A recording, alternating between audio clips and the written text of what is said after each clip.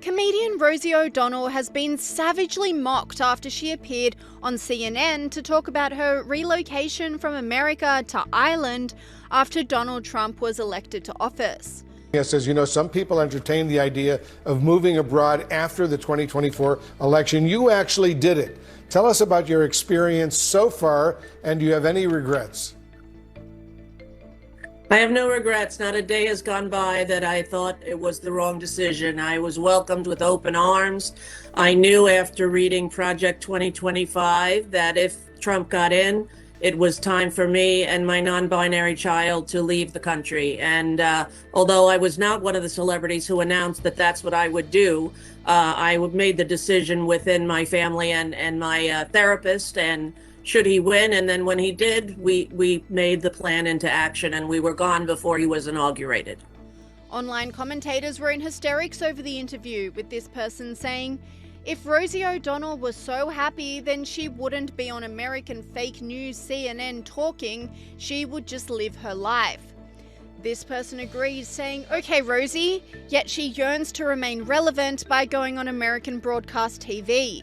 She then doubled down, expressing her relief that she is not in America during the rollout of Project 2025. You've been a longtime critic of this Trump administration and a target of President Trump for that matter as well. What has it been like watching the last few months unfold from abroad? It's been heartbreaking, I have to tell you. I knew that if I was in the United States and watched him destroy the country and the Constitution and really pay no mind to any of the laws that the founders stood by and that our country stands for as a beacon of shining light and freedom for the rest of the world, that should he do what the Heritage Foundation said he was going to do in that Project 2025, that we were going to be in big trouble. And it's as bad as they promised and even a little bit worse. And it's been heartbreaking and personally very, very sad to watch. And this isn't the first time Rosie O'Donnell has publicly complained about Trump. Well, hey everybody, it's me, Rosie O'Donnell, star of the Flintstones. It's Tuesday all day, as my nana would say. And I'm here in Ireland. And it's beautiful and warm. Not physically, it's actually quite cold. Moved here on January 15th, and it's been pretty wonderful, I have to say. The people are so loving and so kind, so welcoming, and I'm very grateful. I'm in the process of getting my Irish citizenship, as I have Irish grandparents, and that's what's going on, and that's where I've been and what I've been doing. And although I was never someone who thought I would move to another country, that's what I decided would be the best for. Online commentators blasted the comedian for her obsession with Trump despite supposedly disliking him. This person said, Rosie O'Donnell's TDS has gone global.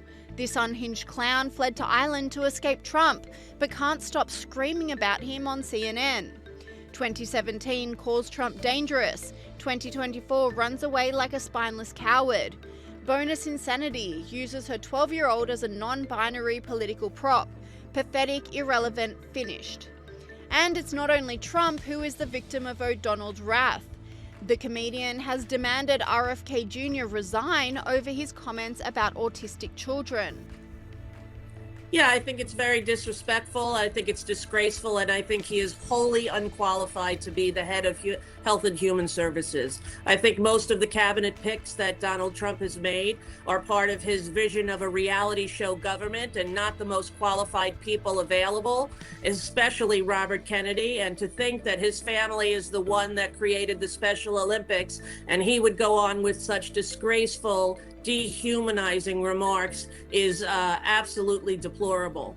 And I feel he should resign or be released from his position. And whilst Rosie O'Donnell has fled America for Ireland, which she sees as a much more progressive country, it may not be that way for a very long time, if Conor McGregor has anything to do with it. It's high time that America is made aware of what is going on in Ireland. What is going on in Ireland is a travesty. Our government is the government of zero action with zero accountability. You know, our money is being spent on overseas issues that has nothing to do with the Irish people. The illegal immigration racket is running ravage on the country. There are rural towns in Ireland that have been overrun in one swoop, that have become a minority in one swoop. So issues need to be addressed, and the 40 million Irish Americans, as I said, need to hear this, because if not, there will be no place to come home and visit.